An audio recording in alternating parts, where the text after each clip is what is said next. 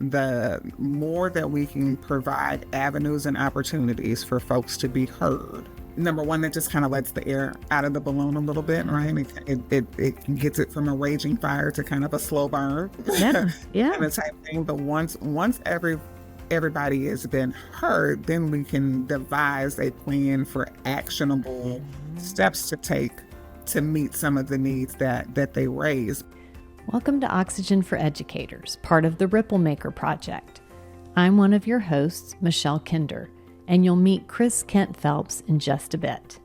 It's our hope to bring you thought-provoking, unscripted conversations full of actionable ideas to fuel your important work in the world. Thanks for tuning in. This space is for you. Hi, Chris. Hi, Michelle. Today we get to talk about Dr. Summer Rose.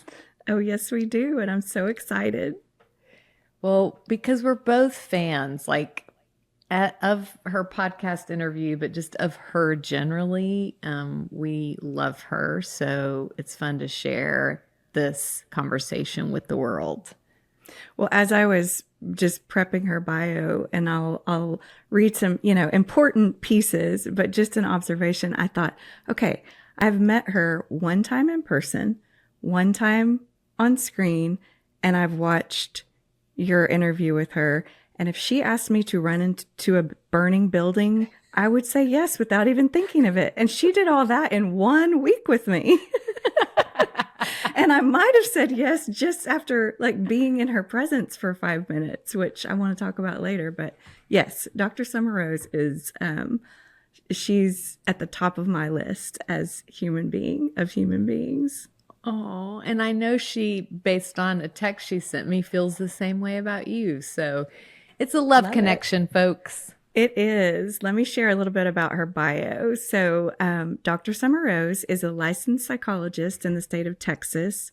She currently serves as the CEO of Communities in Schools in the Dallas region, which I loved learning about what they do.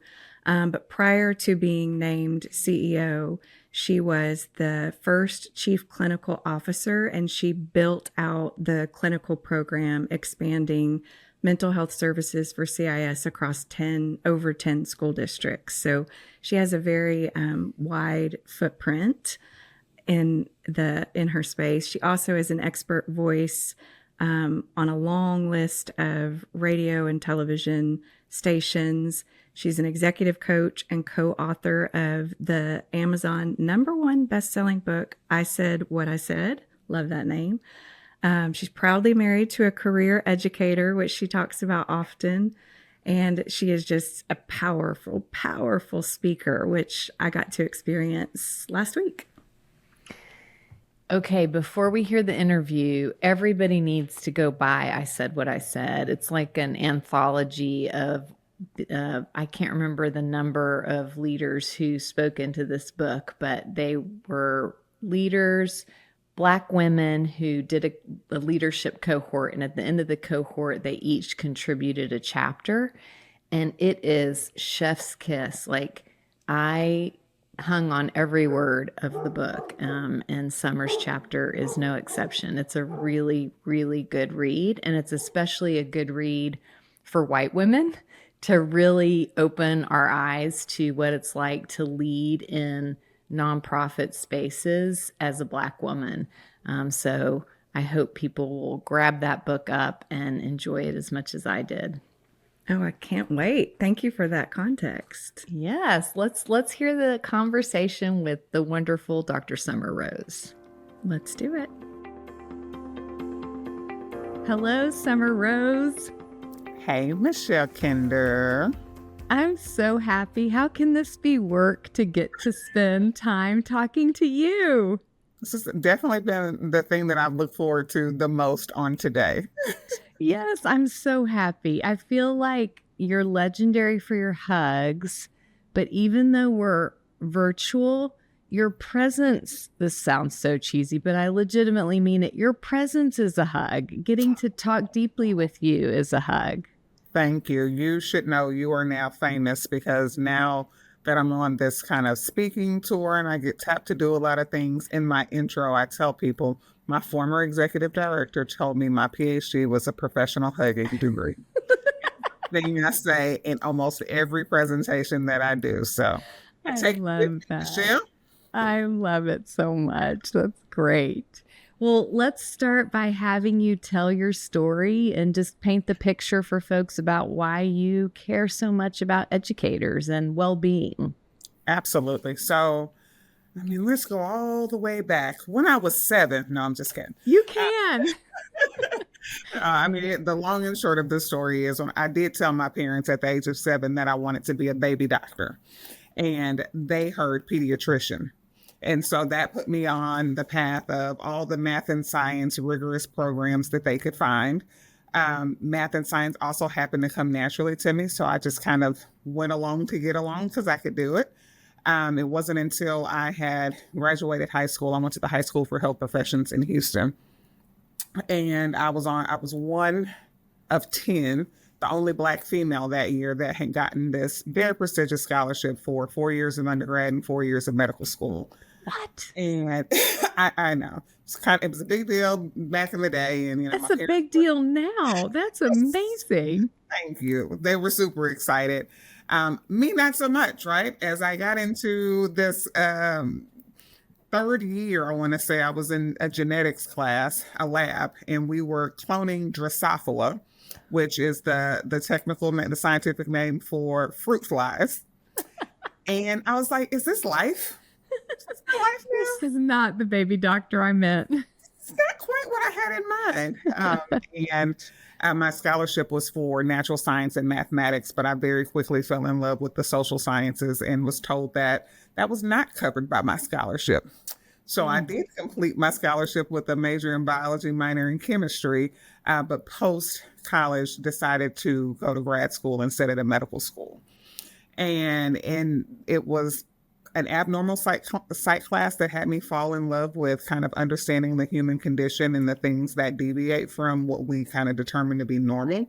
Yeah. But it was my first job with CPS that really kind of solidified for me what I felt like my calling was. I started there as a caseworker, and the specific unit was called the drug court. So it was a little bit of a smaller caseload than typical CPS caseworkers, right, that have hundreds and hundreds of kids. I had 20, but I had to see them every week, and I had to see their parents every week, and we went to court every week. Wow. With the goal of reunification, but it was a non-adversarial process. I sat around a table with the judge and all the service providers for the kids, all the service providers for the parents, and really talked through what are the obstacles to reunifying and what services are needed to help these families be in the best position to not just be reunified, but to stay reunified, right? Yeah. To not go back into that system. And I saw tons of families that largely looked like me. They were Black and brown families, kids that were in this system through no fault of their own, right? It was the actions of the adults that landed them in this system. And as an adult, we wanted them to find their way through this system, be productive members of society, but what were we willing to invest in them to be able to get them to that place? So that was the decision for me to pursue child and clinical psychology. I was like, I got to help heal the babies, right? These things happen to them. It was out of their control. We want them to be, productive, contributing members of society, but we have to get them access to their healing so that they can do that. So that sent me to my first master's program. It was in juvenile forensic psychology because, again, this was justice involved and child welfare involved youth. And so I thought that would be the system that I worked in to keep kids off of that path. Yeah. I hated it. Hated it so much. We were going into the jails, and running groups in jails. And I was like, this is such a disheartening, stripped down experience, right? Just to get in. And I was like, I'm supposed to be bringing hope, but I think that they took it out of my pocket when I went through the 17th metal detector, right? Yeah. And so it was really a struggle for me. And given that my whole path had been math and science up until that point, I didn't really understand the other ways in which I could contribute to child and family wellness. So I said, well, let's go to school and learn some more about it, which took me into my doctoral program. in Chicago, and I fell in love. I had excellent professors. I had excellent training experiences. The culmination of that being where you and I met at Momentous Institute some years ago, where I really just got to learn about family dynamics, about the impact of systems on those family dynamics. I learned tons about trauma and poverty and community violence. That just really pushed me down the path of what are people's paths to wellness, and that's going to look different for everybody. Yeah. And so, part of Momentous's focus at the time was being at the intersection of mental health and education. Right. And my husband is a career educator. He's an elementary educator, taught second and third grade for probably 10, 12 years before shifting into administrative roles. And now it works in the capacity of coaching principals and educators in the elementary education space. And so we were like, we are the intersection of At our own house. little people named Grayson and Harper. They are what results at the intersection of education. But through that, right, my husband and I have been together since college, really kind of supporting each other's work and supporting each other's growth. One of the things that was very apparent when we were in Chicago in graduate school, he was working at an elementary school serving third grade, and he had a classroom of all boys. And one of the days he came home shaking, visibly shaking, because he caught the feet of a student jumping from a third-story window. So he pulls this baby back in the window. He's holding, both of them are, shaking. Yeah. He's holding tight to this baby. He comes home. He's like, they taught me how to be a teacher. This was not in the coursework. This was not in the book, right? And I was like, oh, we're worried about the kiddos, but how are we also preparing the teachers, the adults that are involved in preparing the kiddos, right? And so that was a new kind of take for me. Another avenue of impact, I guess, I felt like I could have was really, how do we, not just educators, but adults in general that have contact with youth, how are we making sure that they also have the skills, number one, to notice the things that might be happening, and then number two, giving them direction on what to do in those situations, which fast forward now 100 years later, I'm teaching a youth mental health first aid course to community leaders and all adults who have interactions with youth, to teach them about the signs and symptoms of mental health crises in youth, substance abuse crises in youth, and what to do, how to get them connected to their next best steps. So for me, this has just kind of all been a journey, right? I don't know that I would say that I intentionally set out to be exactly where I am. I knew that I wanted to be a baby doctor. It was prophetic. Yes, you got there, and your 7-year-old self knew it. Yep. Wow. Tell us about, first of all, I loved hearing that. There was some stuff I didn't know, which is so interesting. I didn't know you were super math sciencey. Oh man, it's like a Rain Man type skill. You're the cutest Rain Man that ever lived. Like, you definitely want me on your trivia team. Okay. Noted. Tell folks who may not know what Communities in Schools is about, and maybe a little bit about your vision for your team and the work that you're doing. Yeah, so Communities in Schools is a national organization. We are a separate 501c3. We are the Dallas affiliate, so CIS of the Dallas region. In Texas alone, there's 27 affiliates, but the CIS national program was initially designed as a dropout prevention program. Our founder was insistent on, if we can keep kids in schools and get them graduated, they have better, opportunities and futures. What that has evolved to over time is really a wraparound service program that embeds an individual on a campus every day that the campus is open to serve the kids with the highest needs. And specifically, we're focused on supporting them in the areas of academics, attendance, and then the behavioral and mental health, And then also basic needs, because we know Maslow's hierarchy of needs, if we don't have those basic needs met, none of this other stuff can really be accomplished. And so the students in the campuses that we work with have a dedicated, we call it a site coordinator, but think of it as like a case manager who's there every day checking in on them, creating a individualized treatment plan to help them with the identified issues.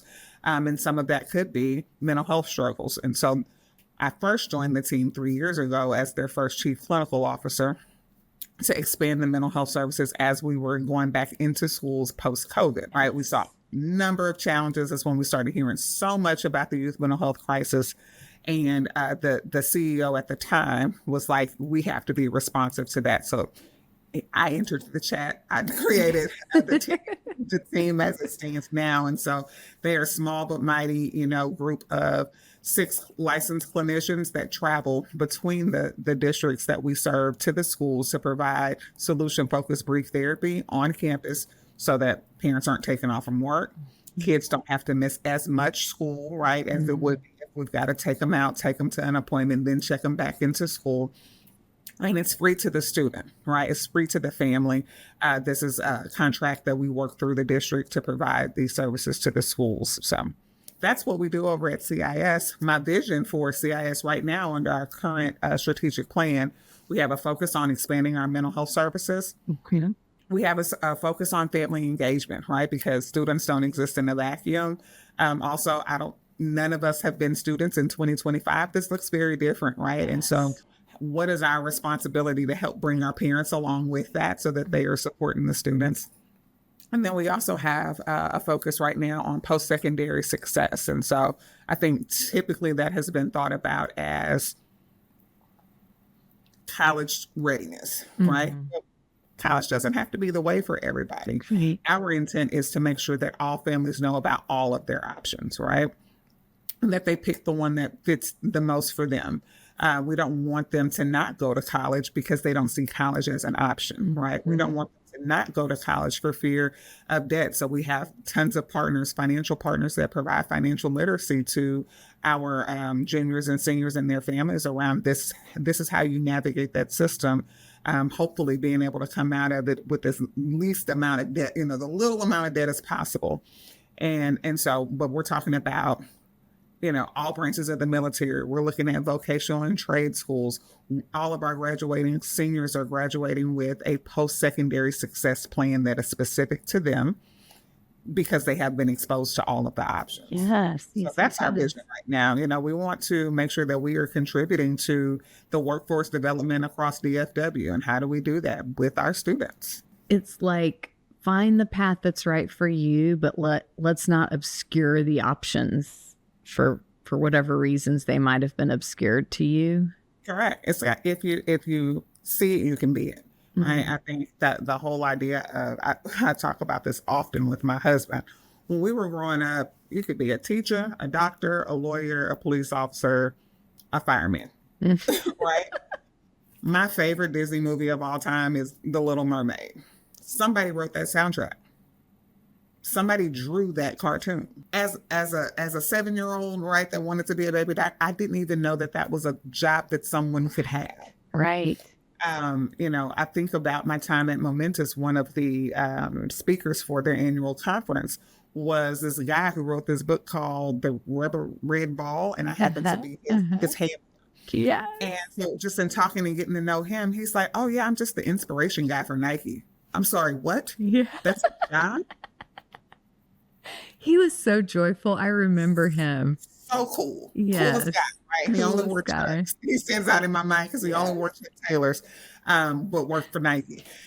But I think just being inspiration for Nike, that is a job, right? And so I want our students to know what's available to them. Yes, we do still need doctors, lawyers, teachers, and all those kinds of things, but we also need people to continue to make beautiful music that is featured in Disney movies. I love it. I think I've told you this before, but maybe not. I did my first internship in grad school at CIS in Austin. So I have a special place in my heart for what you do. Cool. Yeah, I was a little baby therapist.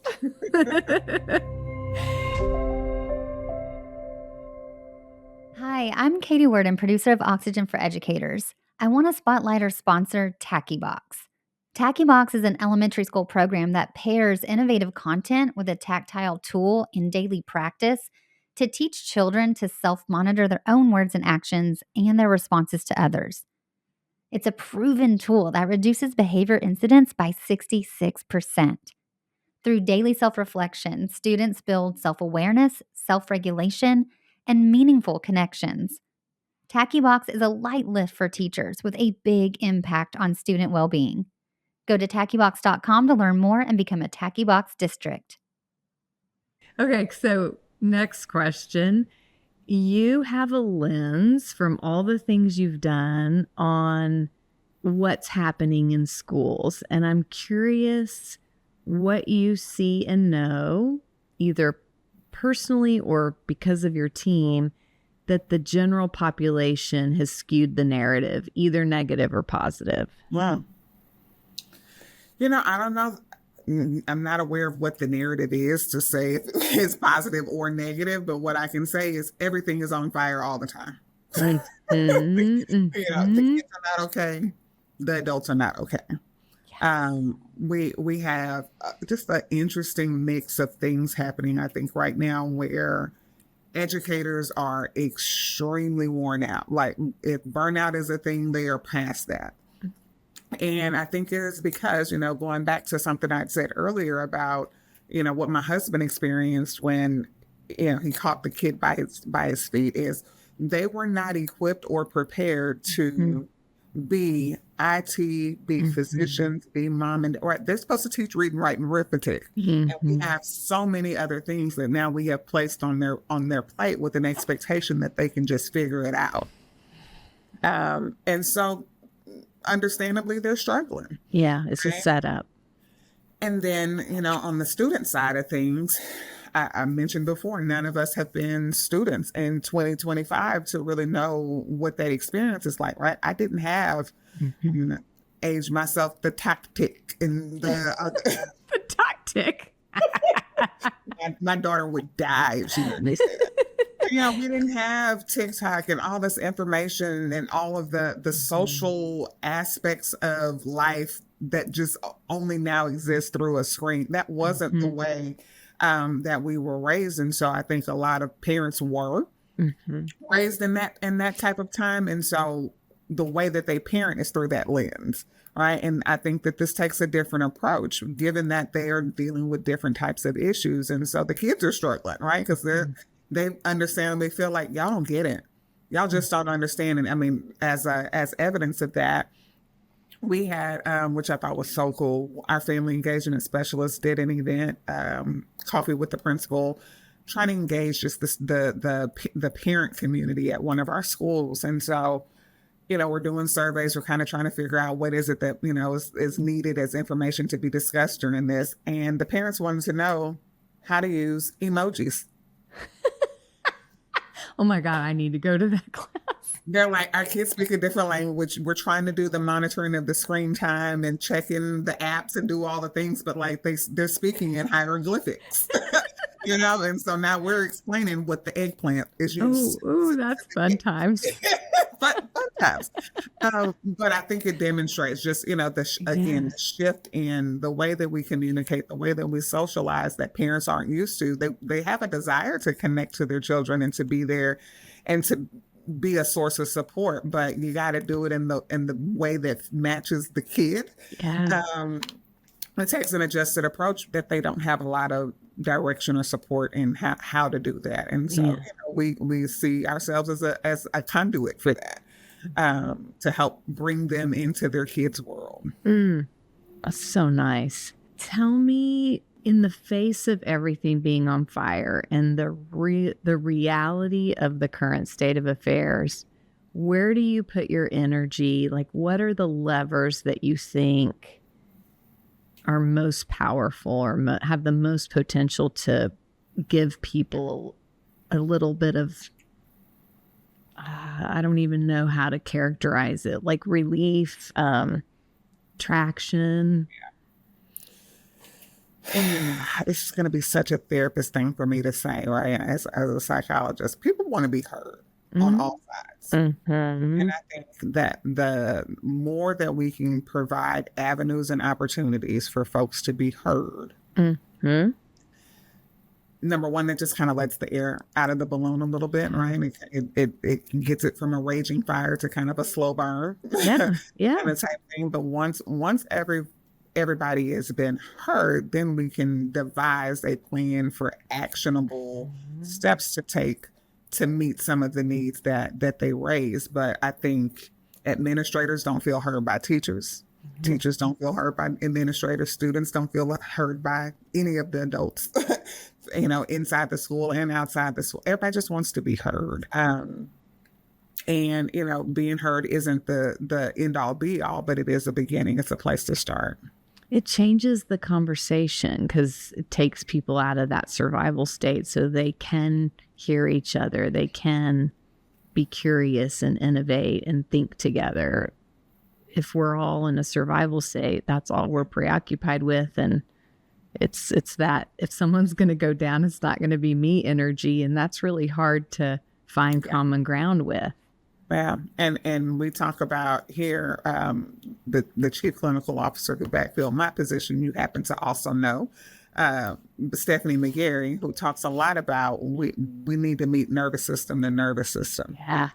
And so this opportunity to talk and converse and to be heard allows that vulnerability, right? It's so powerful when you can hear both a kid and an administrator come to a point where they're both able to say, "We're afraid." Yeah. Right. That's nervous system and nervous system. Yeah. And we know all the things about co-regulation and all that. We can't get to that piece if we're not hearing each other. Yeah. Yeah. I read something recently from, I think it was Tara Moore. She talked about the frame that we're on the transition team from kind of an old normal to a new normal. And we don't know what the new normal is yet, but we definitely are moving through some sort of transition. And she said that, like, for her, so much is more tolerable just knowing she's on the transition team, because it's like, okay, well, we expect these things. They're not surprises. They're part of the process. And I've found that helpful. It's like, okay, yeah, everyone on the planet right now is part of the transition team. And we have the capacity to shape what's trying to be born if we can stay in the game. But it's hard. It is hard. I think I love that. And I'm still in that, just so you know, whoever the terror person is. I love that. I think that piece is helpful and it's grounding. I think the other piece that is helpful and grounding for me in particular is in shifting into this role of leading this organization is I've had an opportunity to connect with other leaders in this space. I've had an opportunity to connect with, donors and foundations that support this type of work. And when I say it is so energizing to hear and to know I'm not the only one. CIS of Dallas is not the only one. I mean, you can kind of think about it and intellectually like, yeah, no, there's a ton of nonprofits or there's a ton of, education services that exist. You know that, but when you're in the work day in and day out, it's hard. It's hard work. It can feel very lonely. It can feel, very hopeless at times. And so being able to also connect in community with other like-minded individuals, it is energizing to know I'm not the only one. And, when you have the mentality like, oh, I'm turning the Titanic, but then you look and it's 300 people also working with you to turn the Titanic. Thank you. Hallelujah.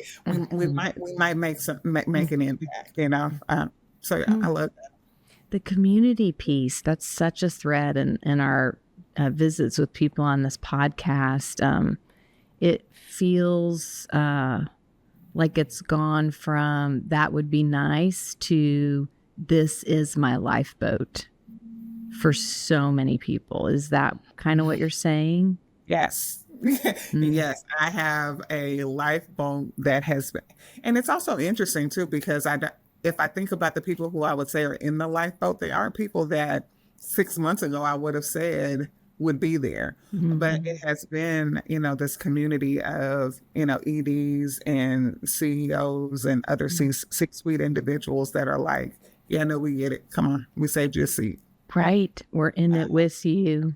We People check understand. on me, like just, randomly I'll get a text saying, what thing today in the past 5 minutes has blown your mind or has, affected you, or, even people saying, how can I pray for you today? Just random things that I didn't expect, but have been so grateful and appreciative of. And again, when I think about turning the Titanic, I know that I'm not in this alone. Well, let me speak directly at you regarding those texts and that encouragement. I think that's circling around you because people see in you what I see in you, which is you're here in this time for a very specific reason. And you having the support you need to do your work in the world feels like our business, because we're like, let's follow the summer roses of the world right now. Like, let's buoy you so you can see where we're headed and help us go there. Yeah. Yeah. You're going to make me cry. But thank you. I'm grateful. I'm a person of faith. And so I can't explain favor, but I'm very appreciative and grateful for those who have come along to buoy me. I love that as a term. Yeah. You've kind of spoken to this a little bit, and just answer to the degree you want to. What keeps you up at night, and what makes you want to jump out of bed in the morning? Okay. Thing that keeps me up at night is the funding crisis that education is facing right now. Districts all over the place that are, closing down schools. Mm-hmm. That was not something that I ever experienced in my educational career, right? Like I could go back to my elementary school right now. I could go back to my, that wasn't a thing, and it will be a thing for a lot of today's youth. Closing down schools means, kids have to be bused or, make other you've got other campuses that have to absorb them. That's going to come with its own challenges. You now have educators that are displaced. We had one district that was sharing with us the abundance of cuts that they're having to make, where, they're getting rid of PE things and library things and, things that students need by way of special education accommodations. And they're like bare minimum, like what is federally required. That is, we're going to give them the bare minimum because that's all we can afford with current budget structure or anticipated funding challenges. And so that keeps me up at night, because, not only is that something that I worry about the long-term impact for the students and the community. It also impacts nonprofits, right, that are serving in this education space, and so us one of them. The thing that excites me, that lights a fire under my butt to get back out here and keep doing it is, oh my God, our site coordinators, our staff, that are the site-based staff that report to schools, they are chef's kiss. Our clinicians that we have, these are the most amazing individuals. Outside of being clinicians, they're just like damn good humans. And they are quite literally saving lives. Yes. What I mean? They are life rafts every day for our students. And so I can face all of this if it's supporting that. Yeah. Tell me your philosophy around supporting them. What does it look like? How do you materialize it? I think I laugh because I'm wondering what they would say for this, because they probably like, she's all up on us all the time, all the touching, all the loving. Professional hugging degree, right? Like this is the way that this is my love language. But it really is trying to make sure that I am as present as possible. I have a very demanding schedule. My calendar is so disrespectful. So I have to be intentional about, showing face and showing up for the people who show up for our students. But, most recently this is the end of the school year, we're winding down, and we have a process that we call closeouts, where we are closing out all our case files from the students that we supported this school year, so that we can start to look at our data and our outcomes and things like that. And so we have a series of meetings that happens for the closeout trainings. And so I asked our data team who leads those trainings, can I just get 5 minutes to pop into these meetings? I know this is super heavy. I know y'all have a lot of stuff that you need to cover, but I need the people to see the whites of my eyes, right? I think about them all day, all night. I am praying for them all day, but they don't know that because I'm here and they're there. Yeah. And so trying to make sure that I also take every opportunity that I can to stay proximate, right? Like the words of our good friend Brian Stevenson, just, staying proximate so that they don't feel that we don't get it. I know the sacrifices. I see the sacrifices. I see the heart. We have this one site coordinator who, in response to a teacher passed away suddenly on a campus. So it's like a Tuesday, teacher taught that day, dropped dead that night, and we all had to keep moving. So, and part of the crisis response was our clinical team went out to provide support. Our site coordinator showed up, and this is, middle of the summer, summer heat, so it's like September, in a full Olaf costume, handing out warm hugs as the kids got out of the person. These are the type of, I can run to work if that's the type of work that I'm supporting. Yeah. Oh my gosh. Yes. And so just wanting them to know, I see them. It matters. It makes a difference. Keep going. So that's they're the reason. They're the reason you said you jump out of bed in the morning to make sure they have what they need to do their work. Yeah. Amazing. When you said you'd be willing to do this, was there anything you wanted to make sure we covered? I just wanted to play and hang out with one of my favorite humans. You're like, hey, would you be interested? I was like, we get to hang? Sign me up. We need to. Even before I knew what it was about, I'm like, sure, sign me up. But I love that you're doing it. I love that this is a medium that exists because, we all get information in different ways. And so for the folks who really enjoy a good podcast, yours is one of the really good ones. So I am honored that, you considered even having me on. I am in a little awkward buoy next to the lifeboat with your buds. I'm in an awkward little buoy going, hey, me too, Summer.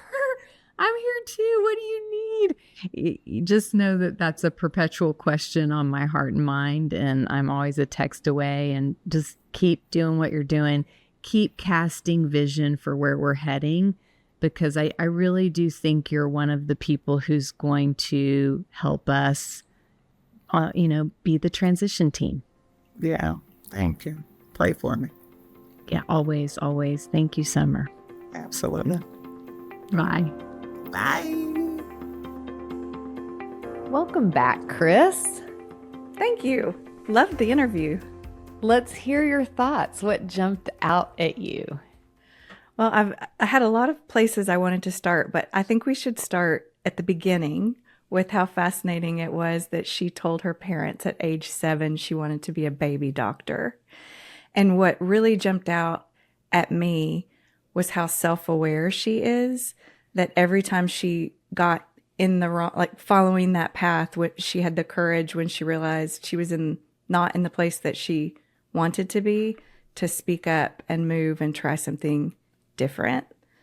It's just really fascinating to me. In fact, I had a long conversation with my 18-year-old about it yesterday as we were preparing for this, because it was just it's an important lesson for kids to think about really being self-aware, and that's part of the exploration, to try different things and have the courage to do something different. I loved when she said when she was working in the jails that her job was to bring hope, but by the time she got through the 17th metal detector, her hope was gone. Okay, that's a signal. Do something different. I just loved that. Yeah, such a complex, winding road and so interesting. Like, I didn't know the math and science piece of her story. The math and science, really- Rain Man. She said it's a Rain Man skill. Yes, I attribute that like incredibly complex and winding road because of all of the things she went through and her, as you say, her self-awareness of knowing when to like exit stage right, try something different, and then still landing on a version of what her 7-year-old self knew she was here to do. So cool. And something about that level of complexity made her comment that she's gotten like captured by the question, what are people's path to wellness? And that's going to look different for everyone. Now, we've had a lot of people say that on the podcast and just in our work. We've said it, but something about her complex and layered path leading her to that, it just felt like it held a different authority. What is your path to wellness? And understanding that that's going to look different for everyone. It seems so simple when I say it now, but something about her and how she held the space and her journey, it just had a lot of gravitas to me in this interview. Yes. And if she would have stayed in any of those different lanes while she was successful, it sounds like in every lane that she was in, if she would have stayed there, she wouldn't be as healthy and well as she obviously is, because she just, that comes out of her pores that she is. That courage to shift, even if everyone sees something in you so big that they're willing to give you a full ride all the way through. Like, Right. amazing. And, it's bringing back just how we've talked about for our listeners and educators on the front line to be asking those questions of kids to help them start thinking that way about what is their personal path and what are they uniquely created to do. That just, again, I keep talking about Emma, my 18-year-old who's going to college, but that was also what was so fascinating to me at that parent orientation, was how those advisors were guiding her through what are all of your interests, and then they built that schedule for her based on different classes. And like, she's taking because she loves music, she's taking a music business class where they'll show her all the different possible job opportunities within the music business. And I think that's what Summer's doing for her CIS kids. I wrote down, if you see it, you can be it philosophy. So trying to show all the different options that are out there. She did it for herself, but now she's creating that platform within CIS to do it for kids. I love that. I mean, the meta message that you are not trapped and you can always make another choice is massive. And it's massive for people who are in systems that feel oppressive. You are not trapped and you can always make another choice, whether that's dramatic, like changing careers, or it's just a mindset shift, or whatever it is. David Emerald says we are always at choice. Like, there's always a point where we can pause, center, try to look at our situation with fresh eyes, and then pivot toward something that serves us. And Glennon Doyle says, go toward what's warm. Other people say, go toward where there's energy.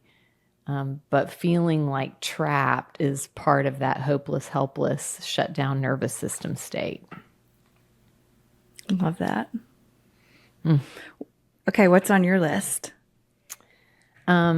I really loved her call out to Stephanie McGarry, who, by the way, has been called out at least 3 times that I can remember across our podcast interviews, which clearly we need to get her on here. She's already like a main character, but she talked about how nervous system to nervous system is what we need to be sort of setting the container for. And I loved how she talked about when she was able to support, I don't know if this was like more metaphorical or literally, but when a principal and a student can both come to a situation and both say, I'm scared or whatever, that's a nervous system to nervous system, human to human connection that overrides roles and responsibilities and opens up space for people to move forward in a way that's humane and kind and clear.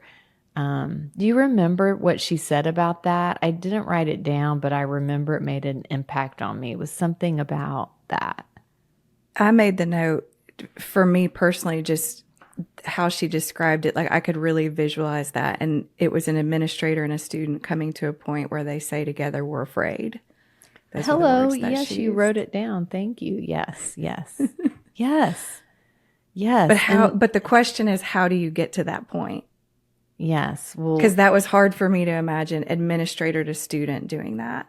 I could see like maybe teacher to student, student to student, but administrator to student, that was hard to visualize, even though Dr. Helm probably would fall in that category based on how she approached students and described totally. the interaction. Totally. That Yeah, young I girl. can picture her doing that. I can picture Eric Chandler doing that. I can picture John Gasco. All of them are administrators. That's true. That's true. Yeah. I think the way you get there is you create enough signs of safety that people are willing to see each other and move forward, not from a, if someone's going down, it's not going to be me energy, but this is a rough spot. How are we moving forward together in a way that serves everyone? It's transformational from the kid's perspective, I would think, to be in that. I wonder what it would be like for the administrator. What's the impact on the administrator? It's funny you say I can't picture it because you just made me think if I sat down with Sophia, who's also 18, and said, could you picture this? She would bust out laughing, I think. She would be like, absolutely never, to your point. However, I think that's the purpose of this podcast and the work that we're doing, because those people do exist. And you just gave a nice list of people that we know are doing that because we've heard the stories. So it's out there. We just need more of it. Yeah. Summer, show us the way. Right? Okay, I made a note, and this is kind of in two parts, but when she talked about everything is on fire all the time, kids are not okay, adults are not okay. And then, so if you break it into just like the kids first, and then we could talk about adults, but from the kids' standpoint, I love that she said, none of us have been students in 2025. And I was really kind of walking around pondering that. And I walked in, and my son, who's 15, was getting up, and he walked downstairs and he said, well, it's not every day that you wake up and we've bombed Iran. And I just started thinking, okay, so that's his reality. He rolls out of bed, looks at TikTok. That's what he's greeted with in the morning. That is not what I was greeted with in the morning when I was 15 years old. And so it just put that into perspective when she said that. And that kids don't feel like adults get it. There's that's scary as a kid to feel like the adults around you don't get it. Yeah. So you're carrying the responsibility of all of that. It's visceral. It really is. It really is. That also took me back to my daughter, Emma.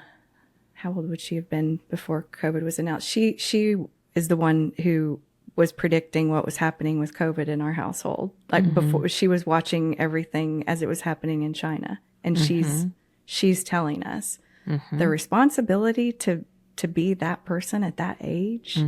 She would have been 13, 12, 13.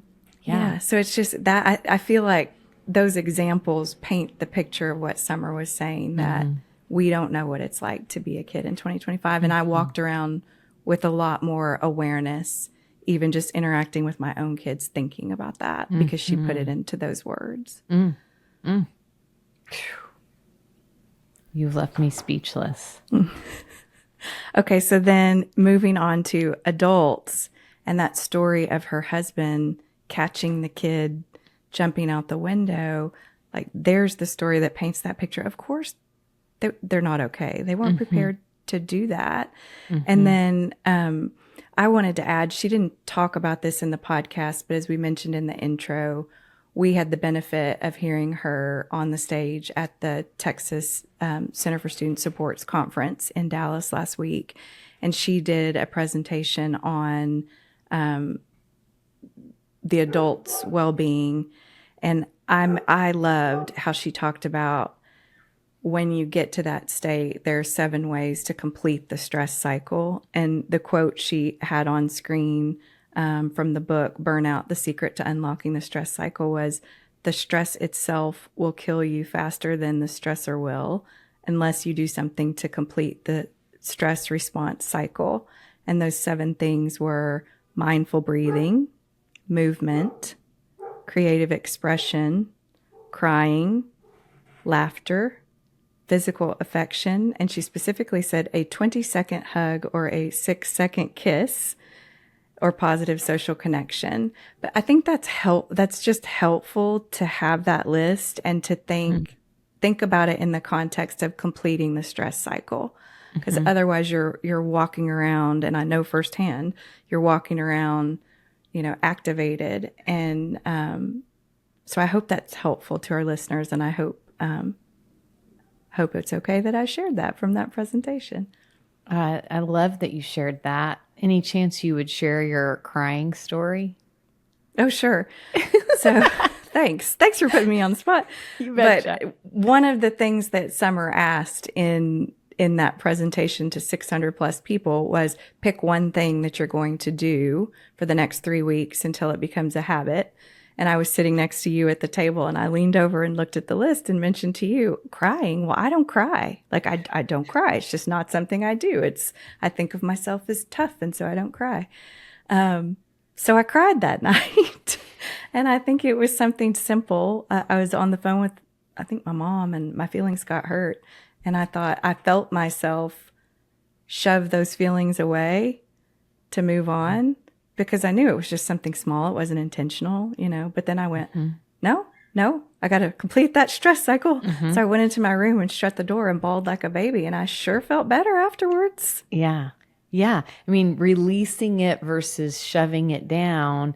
A lot of folks think that when we don't complete the stress cycle, when we don't release that energy of survival that gets triggered in us and we shove it down, that results in illness.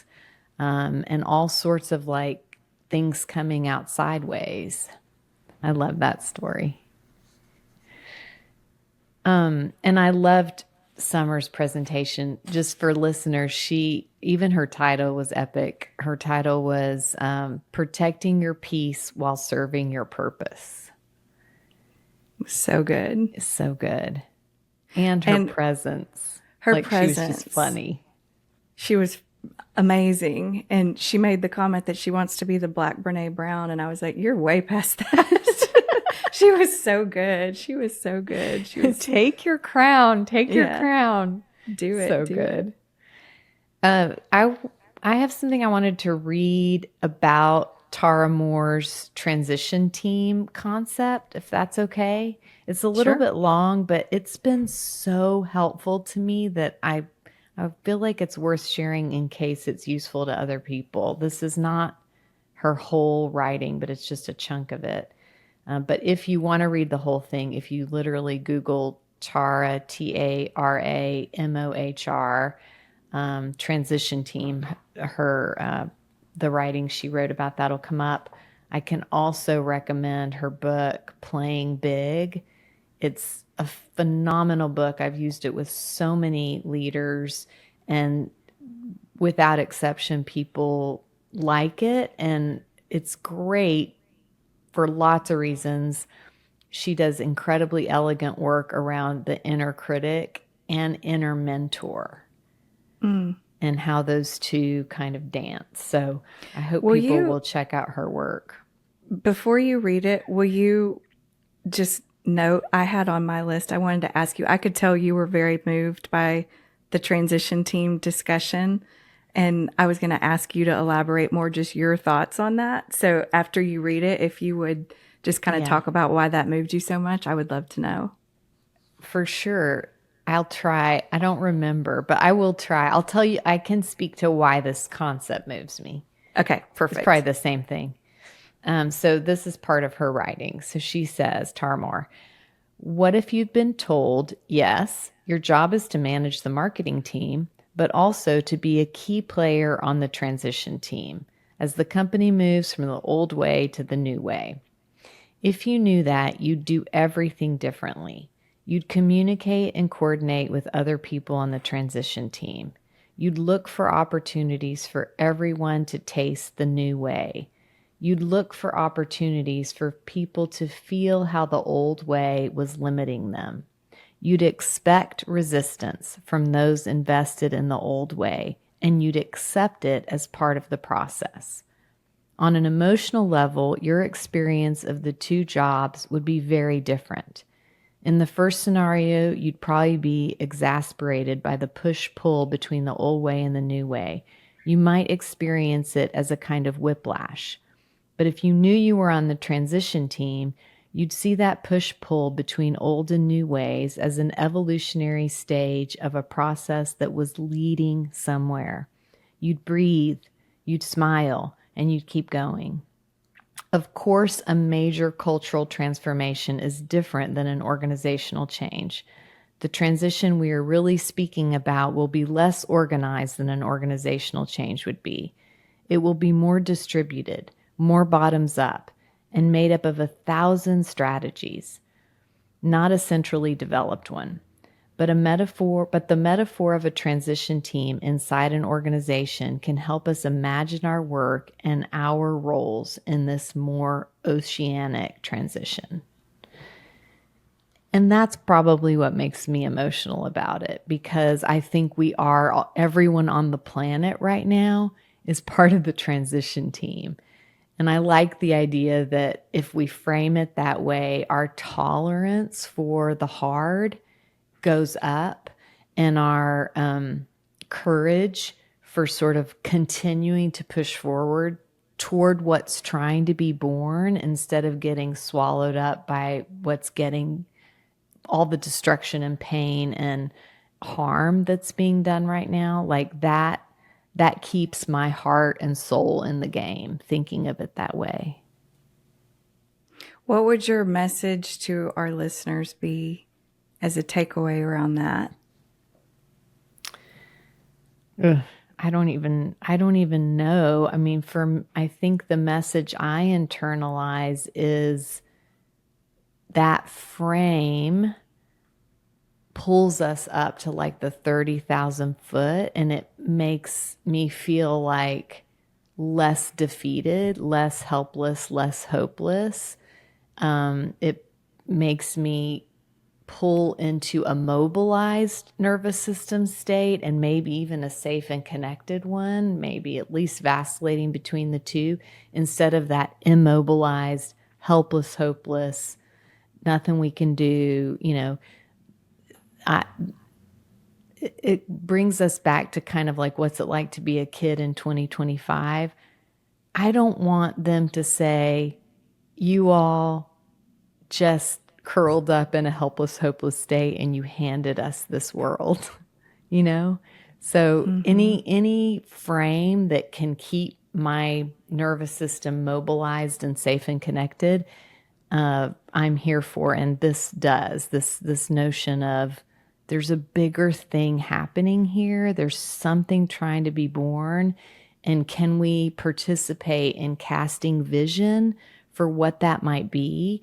And then interaction by interaction by interaction, show up in service of that.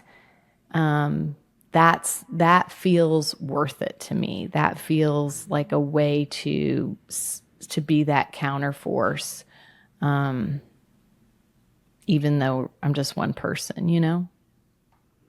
One person who's working to shine the light on a lot of other people who are doing it too, and in their own pockets, and pulling those people together as a transition team is what I'm hearing. I mean, that's the purpose of what we're doing, why we're sitting here together. Yeah. So for all those people who've been on the podcast and all those people who will be on the podcast, we're all part of it. We're all casting part of it. vision. Yeah, we're all part of the transition team. Yeah. Yeah. Oh, I love it. It's nice. Okay, thanks. I love that. Okay, the one more thing I really wanted to talk about was Summer's philosophy of be as present as possible. And one thing I loved about that is that was my experience. I think that was everybody's experience with her when she walked into that conference. Every single person she spoke to and gave one of her, as you say, legendary hugs. Of course, after she asks for permission, which I thought that was hilarious and disarming. But she was so present with everyone, which is such a reminder to all of us, especially as it relates to kids, the importance of that. And I thought about for her team and how she described doing those pop-ins because she wanted her team who are on the front lines, which is her why, to see the whites of her eyes, as she said. That I can imagine what an energy infusion that gives to her teammates. But then I also took it away for all of our listeners, just being mindful of how much that means to every single person. That's why I would run into a burning building, and I've only met her for, one time in person. It's that presence. And as I was pondering that, I had a catch-up session with my best friend, Lacey, who I've been told is my soul ally by our energy workers in Tulum. I love that. But she was telling me about Father's Day with her dad, and she and her brother put together a book of quotes, and she got her nephews to write a few things to go in the book about her dad, Max Bundy. And Jack, who was 10, her nephew, answered a question. It was it never gets old when I think about the time we ... And so he listed all these different things that he did with his grandpa, Max. And then the final paragraph was, Grandpa acknowledges our existence and that we are in the room too. He wants to talk to us individually and is interested in what we are interested in. When visiting, it feels like we've always been there and we're not just visiting. He makes it feel like home. 10-year-old Jack wrote that about his granddad because his granddad is so present, just like Summer. So it was really inspiring to me to think about it, all those things all at once. I can't think of a better note to end on than Jack's wisdom and what we experience in Summer, that presence. Being present is a counterforce in 2025. Awesome. Well, thank you, Chris. And thank you, Katie, our producer, Katie Warden. Thanks to all of you for listening. Please, please, please share if you are moved to do so. We want to keep working on your behalf and telling your stories with you. So thanks, everybody. Thanks, Michelle. Thanks for joining us for this episode of Oxygen for Educators. Please like, share, and follow, and if inclined, leave us a 5-star review so that we can keep making content for you. Let us hear from you if you know someone we should interview or a topic we should cover.